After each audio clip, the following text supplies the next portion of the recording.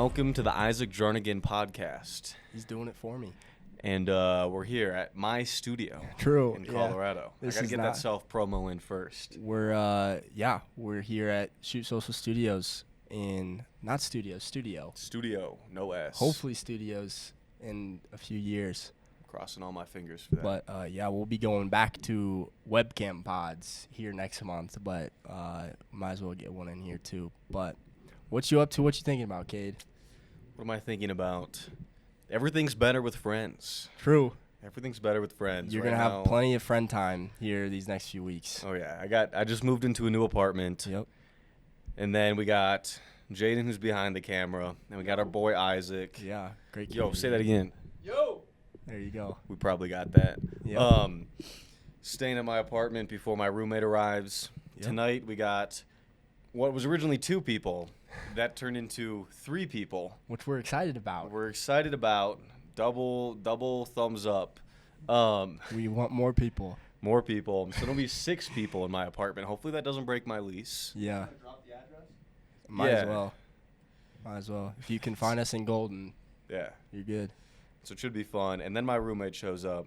And then the week after, then we have another friend staying with us. And then 2 weeks later, we have 2 more friends staying with us. Yep. It's kind of like a revolving door. Life's just better when people are around. I think it's true, especially with what we do, man. It's the easiest to be a loner doing this crap. And so just a little bit of effort, taking the time being around people has meant everything. And, yeah, we've been seeing each other every 3 months now, a little bit. You've been doing that with people for a little longer than I have, but it's been super huge. What's the mindset behind the 3 months in your head? I feel like 90 days is the optimal goal range where 6 months and beyond is too far in the future that you don't take action. And 30 days is too short to actually make like a big dent in things. And 90 days is also when habits are formed. Yeah. And so every 90 days, it's an even number, 4 for the year. Yeah. Perfect. Like, these are the action takeaway items. They can be implemented. They can change the business. And so I feel like 90 days is that optimal goal-setting range. Oh, for sure. Yeah. No, it's been huge. And not directly, like, this trip hasn't directly helped me with growth or anything, like, from a direct standpoint. But if you look, every time that I've showed up, I've been bigger than the last time. And you don't see that as a coincidence, you know? In a certain way, I think as business owners, we're very much like athletes where it's like one workout's not going to change everything. Right. And even just following a training plan isn't enough. Like, you have to want it. You have to be inspired by it. You have to be dedicated to it. Yeah. And so with the summits and meeting other freelancers, it's not like I'm hiring you for productions or Jaden gave me one particular crash course into sales that like quadrupled my business.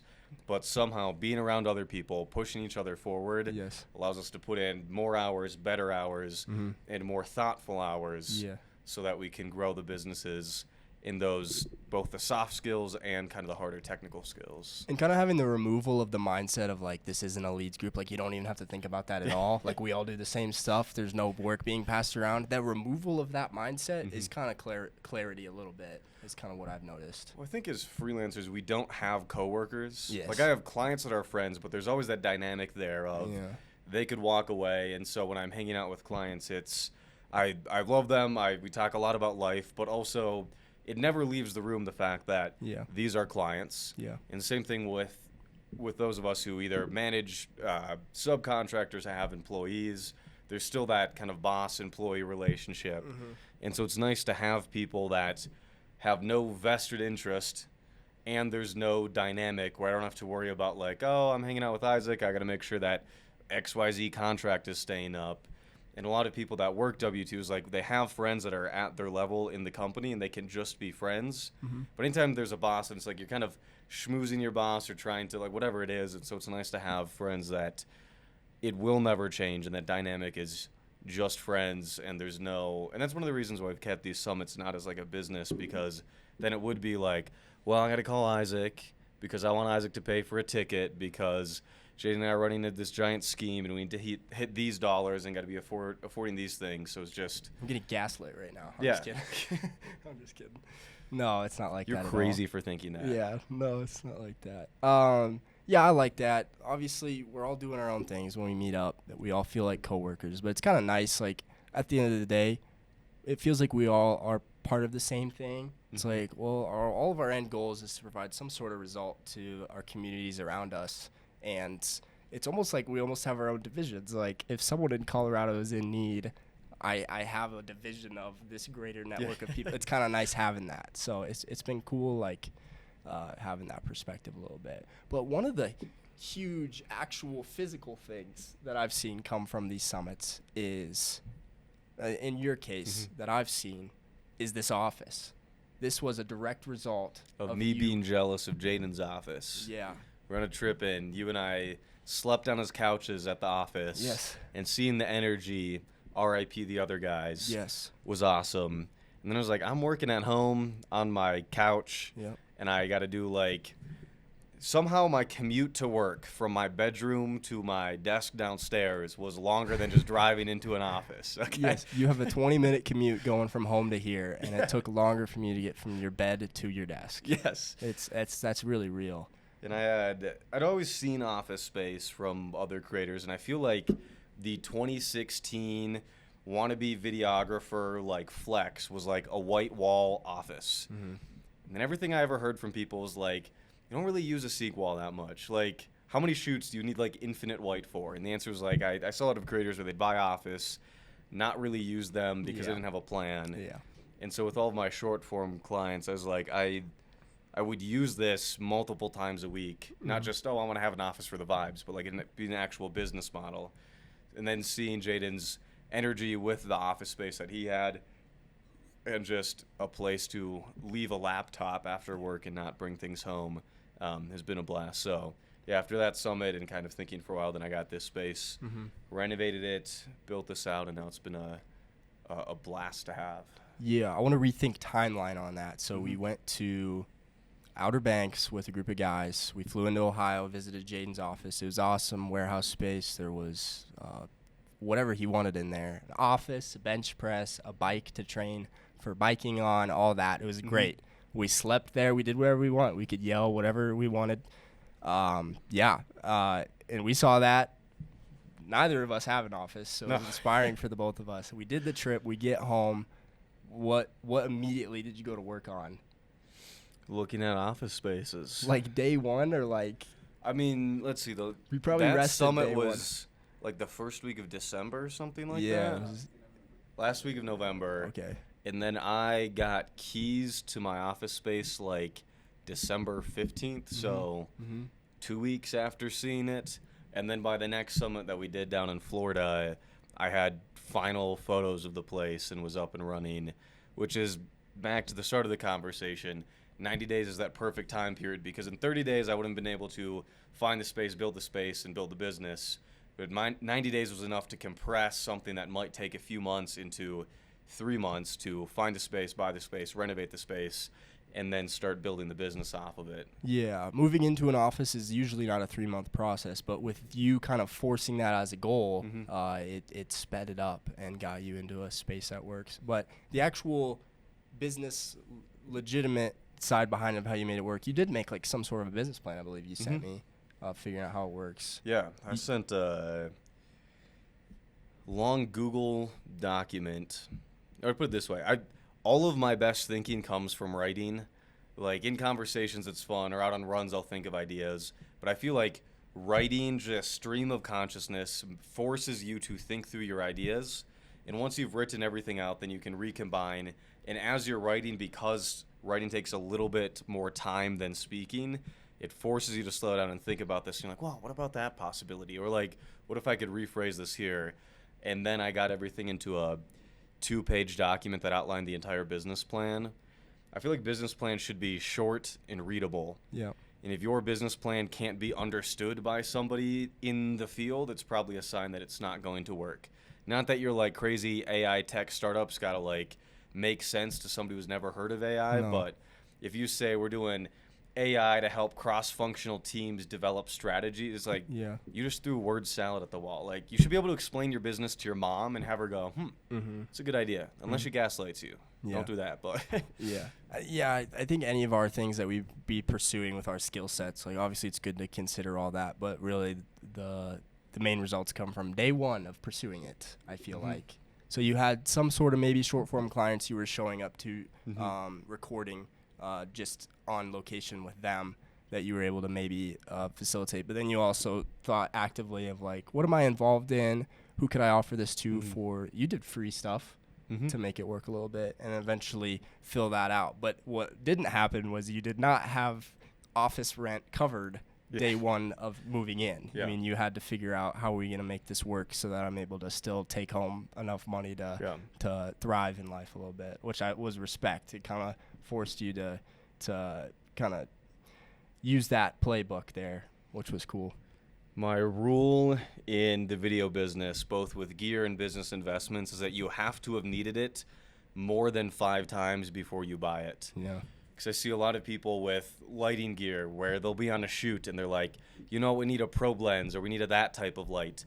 And they buy it for $3,000 and then they use it once ever. You know, like you could have spent $50 to rent that. And renting isn't a problem, right? You spend $50 on a production. Awesome. You don't have to carry that overhead.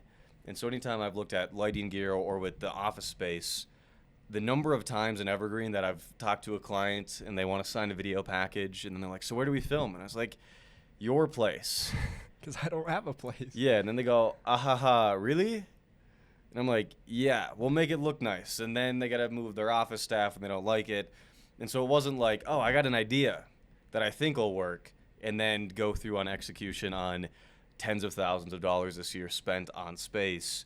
It was I had a ton of shoots where the biggest roadblock either to closing or the biggest roadblock to a great user experience was having somewhere to shoot up here in the mountains. Yeah. And so I kind of knew that it was needed beforehand. But it was both like the need and then the strategy and then the actual client base and the number of people to support it. Kind of all came together at the perfect time. Because I think in business you have to take risks. You can take dumb risks, but you should never make stupid risks. Like dumb is you buy a studio that you don't have rent covered for beyond 2 months. A stupid risk would be, I've never done videos here before and I don't have any clients and I don't know exactly what I'm going to do with the space. Like that's stupid. Yep. But it was dumb, but it was not stupid. Yeah. For the most part, you had a great amount of camera gear and lighting covered. But talk about what you built out in here as far as recording space. Yeah. So in my studio, we have 1,000 square feet, 997 if you want to be technical, split between 3 rooms. So in this room here, we have that's all fake stone off of Amazon. Yeah. We got those shelves from IKEA drilled into the wall with fake plants. And then you can't see off camera here, but it's a bunch of those paper rolls. We have infinite white, black, and gray. I didn't even notice those. I forgot about those. They're great for just putting the blackout curtains in, and then you're just in a black void or with the white. I have what I call the mommy blogger wall, which is like white shiplap, like Chip and Joanna Gaines type vibes. That's this? Yeah, that's that right behind the cameras. Yep. I get a second room with kind of like a off-white type of heavenly vibe, a super dramatic like geodesic black wall, and then a bunch of wood paneling in the third room. And so I keep the same camera gear and just move it between the rooms, which takes maybe 15 minutes to do a completely different lighting setup versus spending another $50,000 on gear and having things locked in. I was like, I'll take 15 minutes before shoots to move gear around. So above us we have it's a 2x2 foot F-22C with kind of like a pancake dome to it, which is great for having light that hits the table but doesn't hit the background. I got these amazing $30 like floor lamps I can be any color this blue. We got some hair lights ahead that are actually wall lights in this case, a little bit of contrast. And then that bounce to give us a little bit of a hair light. And then we run 3 cinema cameras on tripods, all from the Sony line. That gets fed into one controller. And so when I have clients in and recording, I just sit behind there like I'm playing a video game, just live cutting stuff, and then running these pod mics both into an audio recorder and then into the mixer, so that I both have the clean audio, and then sometimes I just pull the audio right from the final cut. Yeah. And so a lot of the time when clients walk out, the camera angles are locked and finished, and I don't really have to do that much editing. Right. What out of all of this system, what was the most time intensive that maybe you didn't have as much experience in learning? It was with the switchers, because previously for all of the content that I shot, I just pull the SD cards from cameras, which is fine if you're doing a setup. But in the studio here, if I had to pull an hour-long episode, would be close to 200 gigabytes worth of footage from 3 different cards to then put that on the laptop. And then when clients come in and record 3 episodes, I'd have almost a terabyte of footage. But I love having that high-quality footage. So there's a lot of work to figure out what are the output settings from the cameras, the color spaces, all of that jazz. And then do I go through the extra work for that extra bit of quality, or do I go for efficiency and feed it into the switcher? And originally I bought the wrong switcher because they're all named basically the same thing, but with like 3-letter differences. So I got an extra one of those. That's the wrong one in the other room. And then figuring out SSDs and HDMI cords and audio levels and all of that jazz was kind of a new thing that I hadn't done before. Yeah, I think with most creatives, when there's a decision between efficiency and quality, we choose quality. And 9 times out of 10, that's probably not the right choice, you know, I feel like. So I'm glad you chose efficiency with that. So what is the file size of this? This podcast will be 4 to 6 gigabytes. As compared to if we pulled SDs? 200 to 300. Yeah, it's crazy. So when it's recording onto the computer, right, it's going to... So it's going to an SSD. Oh, on here. Oh, yeah, on the actual switcher. Yeah, so I can have my laptop and be doing whatever on it. I got these TV stands and then TVs from Facebook Marketplace. Shout out Denver Facebook Marketplace. Stealing TVs is no longer a lucrative business because these things were like $100 and they're smart TVs. So yeah, they look great. No home invasions. Don't pay the bills. Does it come out as 1080 or 4K? Comes out as 1080, so which is fine for what we're doing. Especially when it's a 4K sensor, and then you output at 1080p. That downsampled is crisp. Would it be cool to have 4K? Yes. Do I ever need it? No. Yeah. Because unlike other shoots where you're out and about and you want to be able to zoom in and stuff, if I get the camera angles right, I don't have to change them. Yeah. Whereas if you're out in the field and you do want to do a 400% zoom, you're good. But unless you're doing the Matan podcast, the tables don't move. Yeah, right. No, I think it's cool.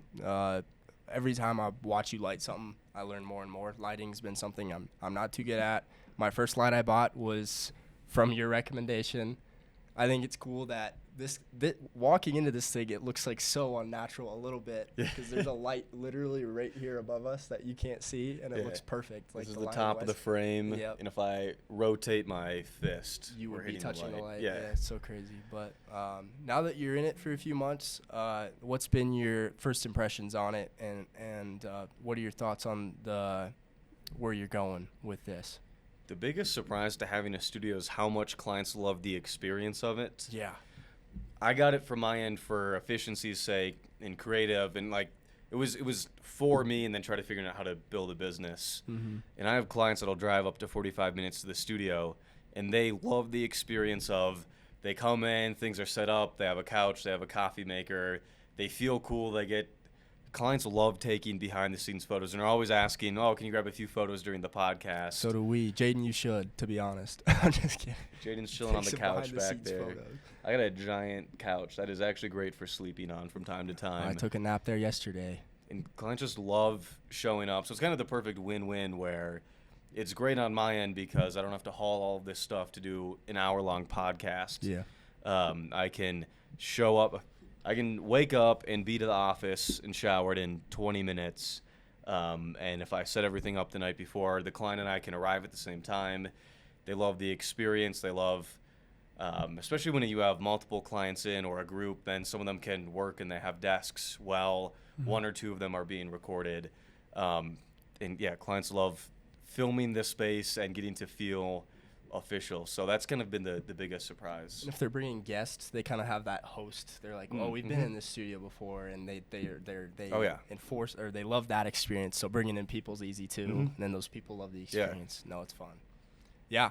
No, you feel like, recording pods is just like a thing, but even me sitting down here having it all set up, it's like, whoa, crazy. I'm so important. I'm so important recording this pod that I've denied for a year now here, but And clients like not having to get to their own offices early to then watch me set up and then film and then essentially wait around while I then tear down and get out of there, which is work on my end, but then clients got to disrupt their lobby or their factory, whatever it is. And so clients love, they can just leave their desk, drive here, even if it's 45 minutes, and as soon as the recording's done, they can just leave. They don't have to wait around for the videographer to get packed up. Yeah. Well, what percentage do you think are you spending time in your studio versus out and about recording either productions or social content now that you have one?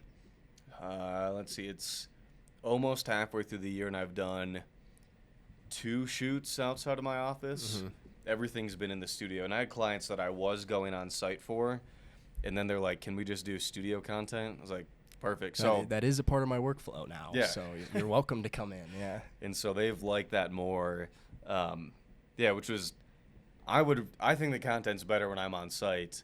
So then these clients are like, "Oh, can we just do like mini 10-minute FAQ style podcast to pull clips from and throw on the website versus You doing bet. construction tips?" And so I was like, I mean, it's less work for me, so Yeah, you bet. I won't tell you no. Yeah. And what's been cool is you can be more, and you're kind of learning more about this, I feel like, as I talk to you, of like you can be way more selective with your productions and actual interests of what you want to go out and do. What was the most recent one that you had? Can you talk about it? The outdoor brand? Yeah, for Fjallraven. Yeah. What did that look like, and why'd you say yes to that one when you haven't been saying yes to productions outside the studio? I did this project for Fjallraven. They had asked, and I took it because they actually know how to work with creatives. Like, throughout the whole process, they were the ones talking about licenses and copyrights beforehand, and the main guy in charge of the production was doing all of the, essentially what a producer would do. And so for the first time ever on a shoot, I was showing up to a call for planning the next day, and he would put the schedule together. And so they know how to work with creatives really well. And I'd been hankering to get out of the office, get out of the studio, and it was a cool project because we got to film their stores, we got to film their giant warehouse, and low-key, I think in my head, I thought that I forgot how to light well, and I looked at the stills and was like, oh, we still got it. Not to pat myself too hard on the back, I don't want to break my little arms, but Yeah. It was a fun shoot to do for a good rate. And it was for a friend who works at Fjallraven and had been trying for months to get me to work with their team. Mm-hmm. And they had their expectations like here, and then it was one of those productions where it's just like knock it out of the park, and they were Turned out well, even with floored. some setbacks. I mean, my favorite scene was you weren't allowed to go in a room for probably whatever purpose, but you made the room in the warehouse, and it looked probably cooler than what the room would have looked like. Yeah, they had their repair center that was under construction. And they're like, so what do we film for like B-roll of people repairing? And I gave them the crazy idea. What if we go into the middle of the warehouse in these long ass aisles? We're gonna bring in a hard light from behind that looks like the sun, and then we're gonna set up racks of clothes, and we're gonna move the desk into the middle of this giant warehouse. And they looked at me like I lost my marbles. I'm like, I don't even get what you're going for. And I was like, no, trust me. Yeah. And so we got what looks like these morning rays coming through this like dark cinematic repair shop, and then as soon as we turn the lights back on, it's just boxes in the middle of a warehouse. Like And low key, it was like the perfect subject to shoot too. Like the lady who was on the scene, it fit really well too. She played the part. and looked way better than some Yeah, I showed nasty that. fluorescent lights overhead. I showed that to my buddy back home. I'm like, dude, we don't know lighting, and this little bit of lighting, like it wasn't that complicated. It was just a few good ideas, and I'm like, two whole lights. this made the scene itself for sure. You prioritize running a lot, and I always hear your perspective, and then I forget about it, and I always like rehearing it. You run / hike every day, and it is a huge priority for you, and I just want to rehear why. I think with ultra marathons, you get to live multiple lives. Yeah. Every race feels like a lifetime. Where marathons and shorter distances, they're a few hours long. They feel like you're still in your normal life. But when you go into the mountains to spend 30 to 100 hours straight running, it feels like multiple lifetimes. And there are so many life lessons that I've learned there that roll directly over into the rest of life. I mean, out on the trail, you get to learn about this idea of like you are on a journey and you can't think about the destination. Like one of the rules with ultra running, not one of the rules, but one of the sayings is that as soon as you ask how many miles until 2 aid stations from now, that's somebody who's about to quit. Right? You can know how long until your next step, but as soon as people start asking multiple steps ahead, you know that they're about to drop. And so if you stay present, and one of those sayings is just left, right, repeat. And these races you're doing between 500,000 and 1 million steps. And so left, right, repeat is a whole lot of left, right, repeating, but you know that you will get there. But then you learn that you have to be right here, right now. And you have to trust the fact that you will eventually be there. But for everything is just this present moment. There is no other time during a race than where you are in the moment. One of the other big lessons is on suffering versus pain, where your feet can be in pain, you can be puking in a bush, your body can be shutting down, and that's pain. But you can decide to continue smiling. You can go, yes, my feet hurt, and I'm going to keep walking, versus suffering. People start performing pain, where I have to scowl at this, I have to complain about this, I have to like act like I'm in pain. And then you just go, yeah, you're sore, and then you just walk.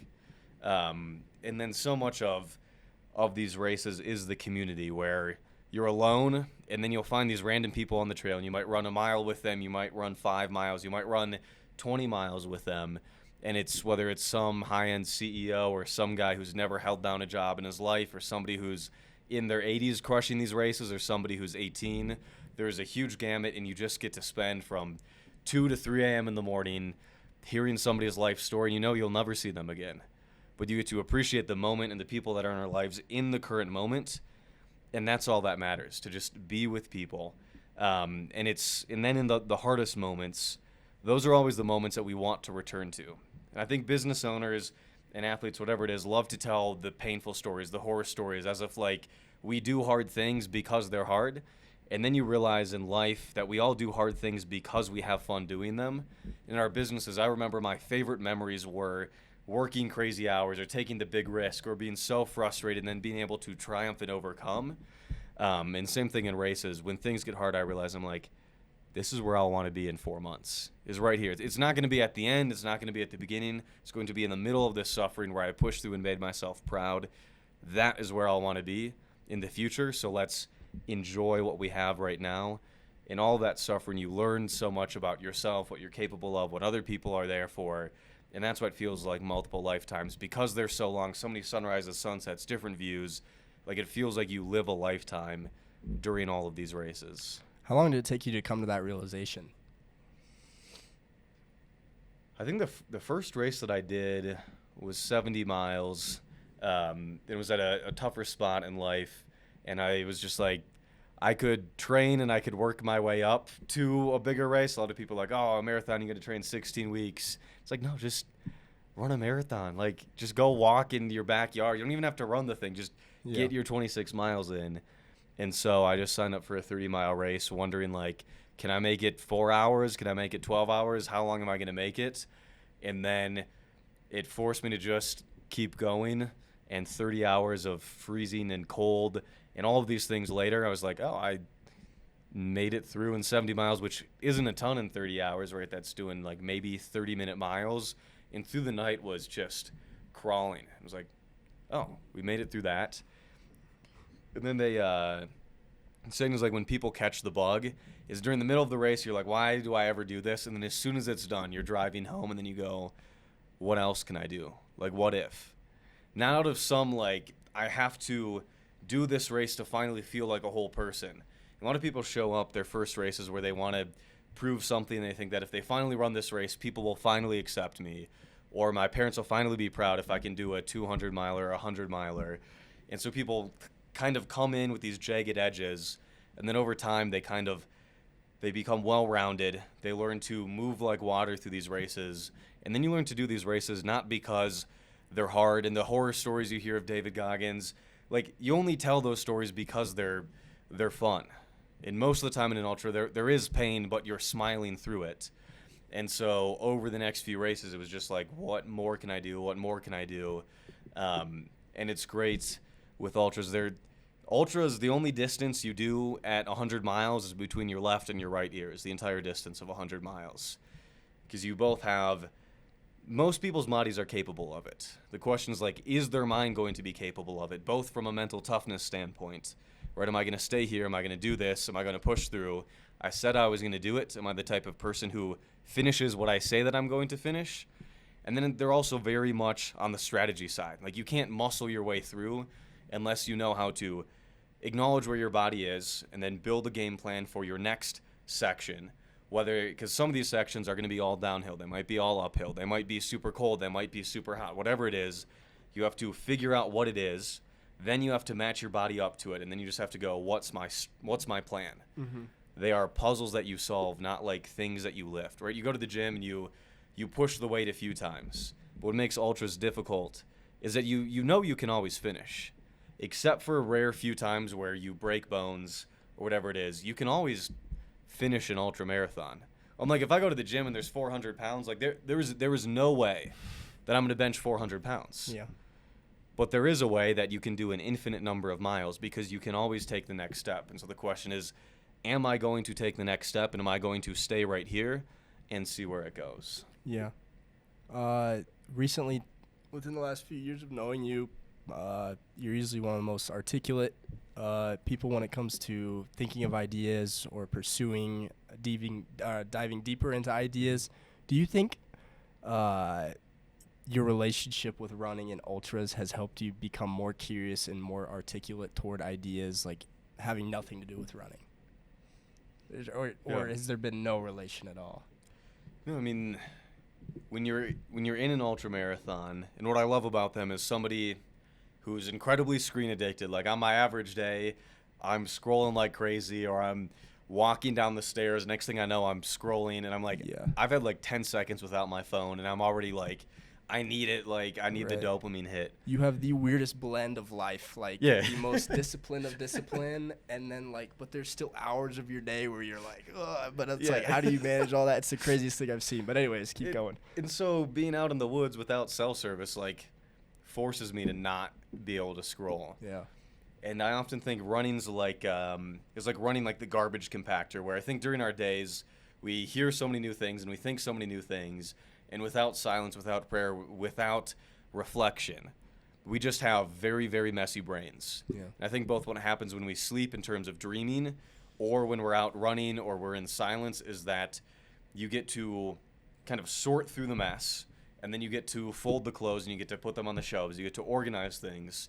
And so then when you go to recall previous ideas, previous experiences, you know exactly where they are. You know how they fit into the grander story of your life.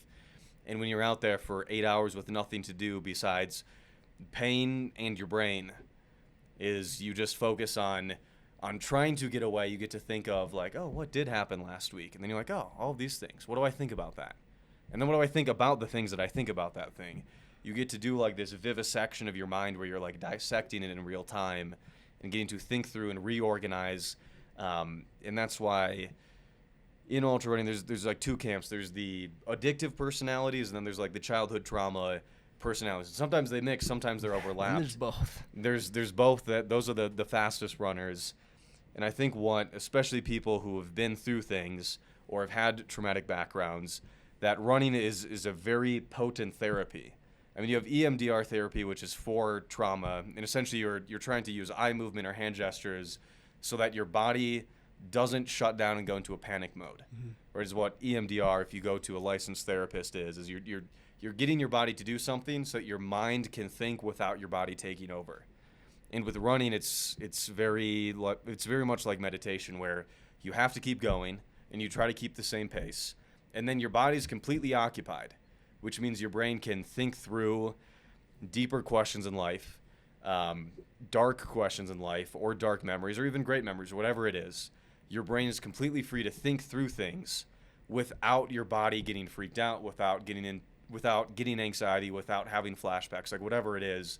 Your body's occupied, and then your brain just gets to think without judgment, and that's where you get to reorganize and rewrite and overcome those previous memories because that body's busy. Your body's in a lot of pain, so your brain physically cannot take over your psychosomatic systems. Yeah. Just while you're talking, I'm trying to think through activities I do and what I feel during them, and I want to see if you relate to any of this at all. Obviously, you don't golf. I golf. I truly show up. I'm terrible, but you show up, you think about your clubs, what you have, what you're approaching, and you can only think about that, and that's like the only thing I'll think about, and it's amazing. Not really reflective or anything. It's just truly like, oh, this is a break from, typical thinking. I'm only able to think about this. Now with running, I actually can't really critically think while I run, but with that being said, I have so many thoughts going through my brain. Not necessarily what I'd have day to day. I'm not trying to solve problems or anything, but I'm just juggling pain, or I think about this experience where I experience pain, or I think about this experience where I experience companionship or love or something. I think about all these things, but I'm not really able to dive into them. But what I do notice is after a distance of running that I'm uncomfortable with, that's where I'm able to like pick through what I actually thought about and then reflect when there's nothing. So a huge example is yesterday. It wasn't a huge thing, but we did a 3-mile hike. It wasn't that bad, but there was 1,000 feet of there climbing. was quite a bit of incline. Straight up the hill. There was quite a bit of incline. So obviously, I'm thinking through that. I'm just thinking about breathing and leg pain a little bit. But once you get to the top, I'm able to reflect on the chaos of getting up and pick a few things from life that I thought about then too, and look at this. Obviously, the mountain view helps you reflect a little more than the average run. But do you relate to that at all, or are you able to really critically think while you run?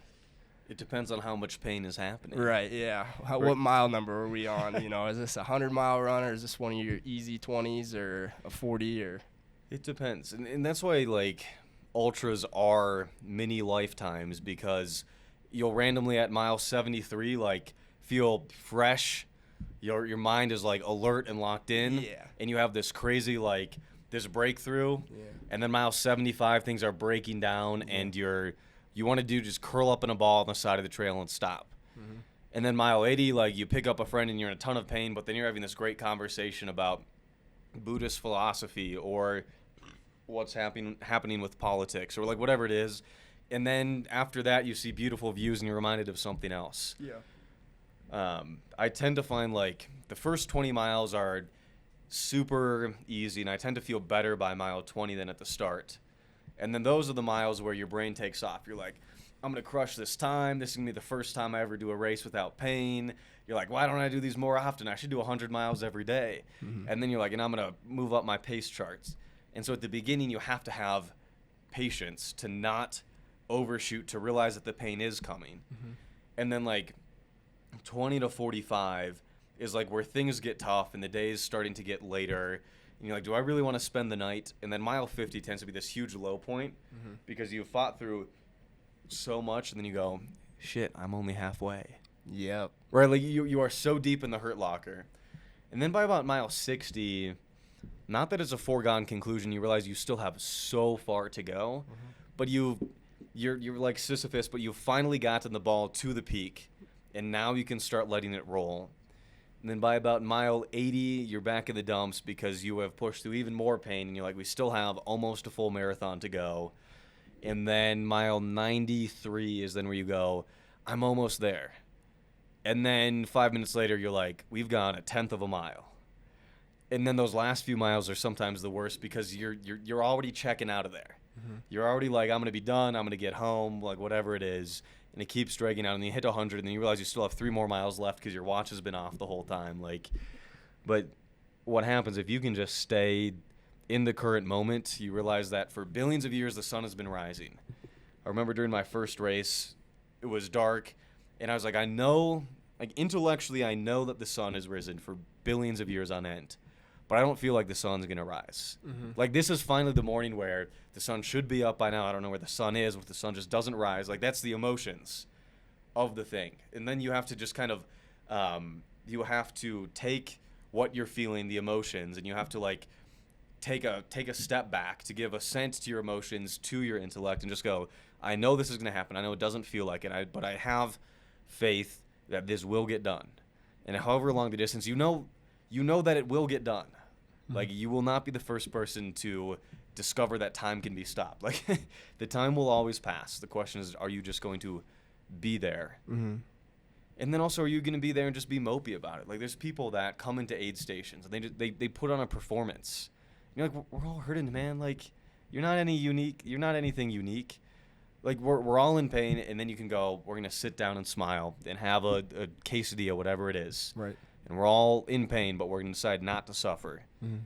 And we're going to enjoy it, and then we're going to keep on going and be grateful for it versus moping and whining and complaining about things doesn't help you. Like, you're in pain, but if you're deciding to suffer, that only makes it worse. And these mini lifetimes quickly reflect on the main lifetime, I would assume. Yeah, well, when you set your barometer for the hard things that you've pushed through, and then something comes your way, right? A client's like, oh, if you have a shoot that's going long, no shoot will ever go for 30 hours straight. And so when you're on a film set and you're pushing into the early hours of the morning, it's like, I've been on for 30 hours at a time while running. Like, I'll make it through this one. I'll make it through the last 30 minutes. Yeah. That's going long on this one. Yeah, I get that. Or a client's getting overwhelmed and emotional, and you realize in a race that sometimes people do get emotional, and you've been yelled at by people, or people have been very frustrated, and you've learned, like, oh, if you can, like, acknowledge somebody's pain and then join their team of, like, we want the same thing together, like, you get to work on those skills. Whether it's pain or pushing through or preparation, like, all of these lessons then transfer over to life. And I think to the earlier point on, like, escapism, there are bad escapes from normal life, which are addictions or scrolling like I do on a day-to-day basis, where you escape, but the whole time you feel guilty because you're not organizing your thoughts, you're not getting better, you're not really even relaxing, right? Like, you're up late scrolling on your phone, and I'll find myself, like, not wanting to go to bed because I know that waking up the next morning, like, I'll be back on the clock. And so you stay up late, and it's like, this isn't fun, this isn't helping, I'm barely even relaxing. I'm still going to be on the clock at the same time. Yeah. The only thing that's happening here is I'm going to be more distracted and more tired tomorrow. Versus good escapism to go out running, to hang out with friends, to spend time with your family, to go to church and to community, like, whatever it is.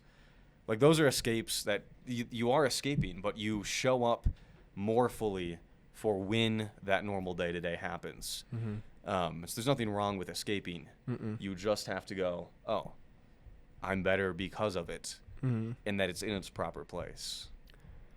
I don't know how I'm going to word this without me trying to, like, pedestal you a little bit, but, like, what do you think about, like, us and people our age and just the general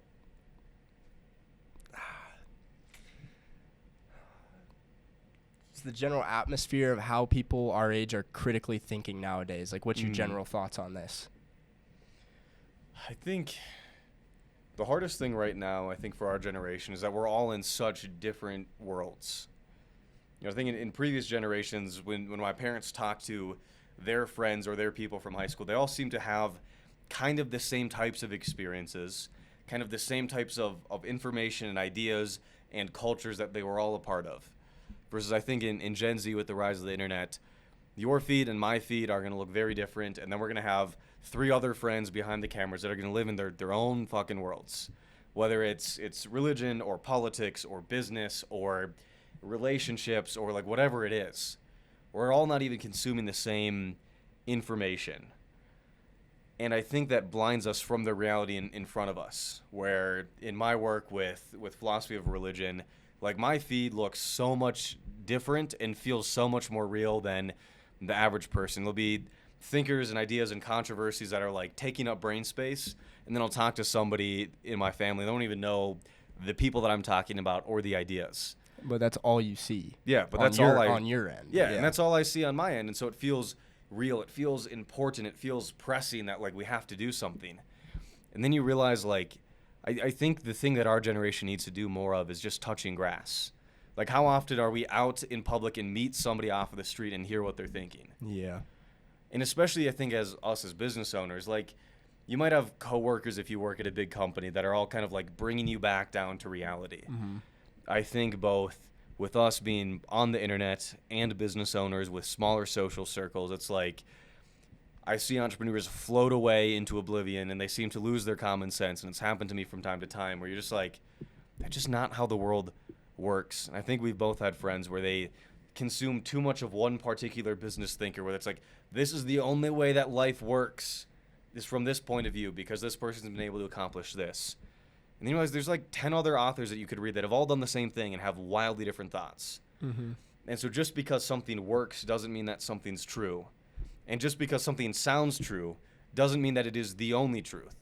And so I think the hard thing for our generation is to broaden perspectives, is to critically evaluate new ideas that are out there, and to do all of that in the context of being connected to the average person and not these hyper niche echo chambers on the internet in any facet of life, whether it's trying to get into college for baseball or talking about politics on the internet or a business owner trying to work in the film industry. Yeah.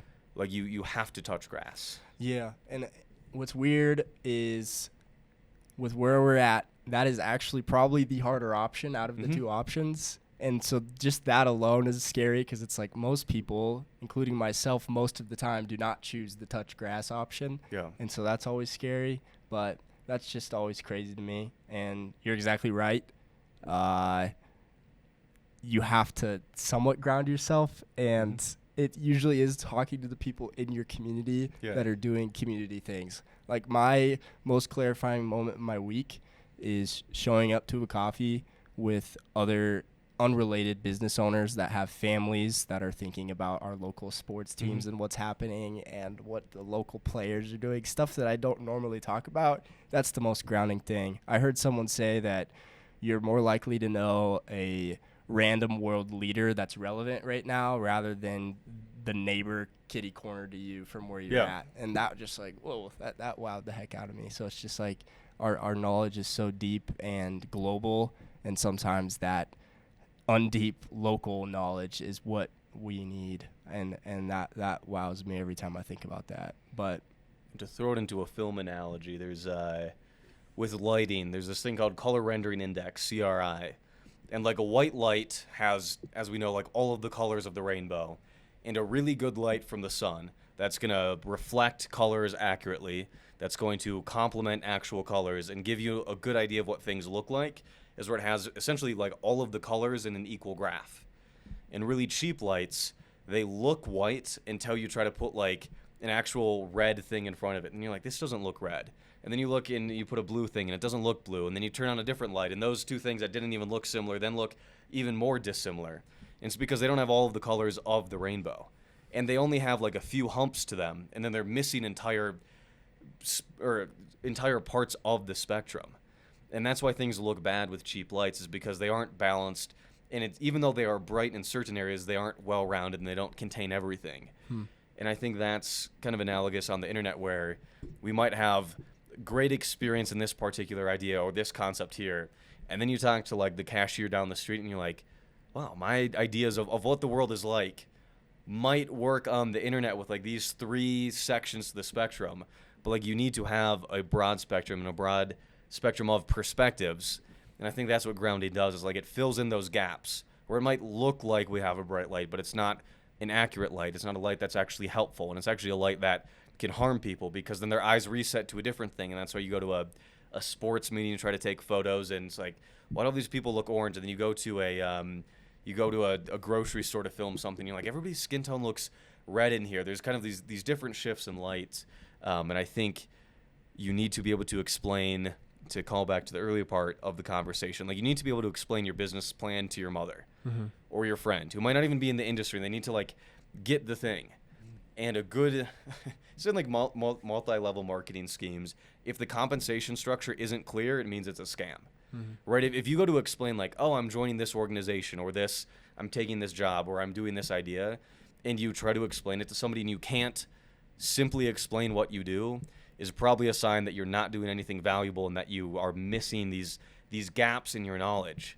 And so with videography, like we have the technical side, but then I can also tell people like, oh yeah, I run a studio and we make like TikToks and podcasts. Like that's really simple. And if it took me any longer to explain something than that, it's probably a sign that it's not clear enough and that I'm probably missing some very obvious glaring hole in the concept that I'm trying to communicate. For sure. Yeah. Wow. That's crazy. Do you use it's bad that I don't even know. Obviously, I know that you show up and lighting's different and some looks good, some looks bad, and you have a general knowledge of it. But do you use that index quite a bit? You tend to look at it when you're buying lights. On a really big film set, you're going to have a light meter, and you are going to measure the lights for the green magenta shift. You're going to measure for CRI. There's a bunch of metrics, but it generally happens when people are looking at lights, right? You might have an LED like the one we have above on Amazon for a quarter of the price. This is an Amazon light? So this is an Amaran, but there's going to be knockoffs of it on Amazon, and you're like, what's the difference? And it's like, it might have one of the metrics correct. I was about to say, this ain't no way that this is Amazon. Nah, but it might, when you buy it, it might have the right number of lumens, which is the total light generated. Yeah. And then you look at more of the stats, and then you realize, like, oh, it has some glaring holes in it, and it's going to fall apart. It's not stable. I can't control it. The actual quality of the light makes my skin tones look bad. Yeah. And so even though they might look similar, what they actually output is very different. Yeah. In the same way that, like, this isn't even the highest quality light that you can buy. I could have spent double the money or quadruple the money. But this was kind of that intersection of what's going to make things look good and also be affordable. So that's why on really big film sets, they have huge, those lights that actually generate a ton of heat for them. Because what they're doing, instead of an LED, they're actually burning a filament because anything from the sun's going to have the best light quality because it is literally burning something. And you got to replace those. Yeah, you got to replace them. They're hot. You got to shape them a ton. You got to have crazy overhead lights versus this is a few pounds, 5 feet out from the nearest thing versus on a bigger film set. To get an even higher quality, you're going to have a giant menace arm or a bunch of piping overhead, and then you're going to have like 4 layers of diffusion all on different frames. And so you do have to call back to the earliest part of the podcast on efficiency. Like, you want quality, but if it takes people quadruple the price or quadruple the time or quadruple the hassle, right, like, is it worth it? So you have to find that. Remind me where you source most of your lighting knowledge. I know you were in like film school. Is that where all the technicalities came from, or was it just pure curiosity? I was bored in my entry-level film classes because I had already been doing that stuff. Yeah, you did some stuff in high school. And so I spent all of my free time watching YouTube tutorials. Aperture's YouTube channel is great. Okay. And then, gosh, Brady Bassett's another great guy with lighting. And then took the Filmmakers Academy, which is another thing on lighting. What I found with lighting is you can't just learn concepts and ideas and techniques. You have to see how people light a room. And so you see how somebody lights a kitchen, and you might see 4 different scenes from 4 different people. And each of those scenes might employ 20 different techniques between what lights are we using, what's the idea, what are the grip gear that we're using. And then you get to your own kitchen on a shoot, and the director gives you an idea. And then you can go, well, I'm going to steal this concept from that light, and I'm going to steal this one from this other lighting technique. And then this other person said I shouldn't do this if I want to do this. And so you go, awesome, I learned that in a negative way from them. And then you recombine from the 4th one. And so every lighting setup is almost always a recombination of other ideas that you've seen. There are very few new, rare lighting techniques or ideas or concepts or looks that are out there. You just see how 20 different kitchens are lit, and then that way when you light your own kitchen, you just pull different ideas from those 20 and recombine them, and that's what makes lighting unique, is just your recombination of existing ideas is what makes it unique. Yep. Before meeting you, looked into lighting situations 0 times. After meeting you, I've probably got in-depth looked at like how you light stuff, today being one of them, and probably 5 times I've seen, but I've learned probably infinitely more. Yeah. Just like, oh, this is kind of how that works, and so that's kind of motivating for light. But I always like how you describe light as painting or being a painting. Obviously, to start a painting, you need a blank canvas, and for lights, that means you need a blank, dark, pitch black room. Yeah. Right. And it was cool how you build, backlight, fill light, blah blah blah light. These sort of random lights that you don't even need, but it looks cool if you have. Yeah. Right. And so that was the coolest way you explained to me. So no, I love listening to all that. So appreciate that. But hot dog. Yeah. Well, appreciate you hosting this week and setting up this lighting setup for us rather than me just using my camera and putting it wide angle and putting all that on there. But I appreciate it, man. Thanks for taking the time. You're welcome. You're welcome. Thanks for being here. Yeah, appreciate you.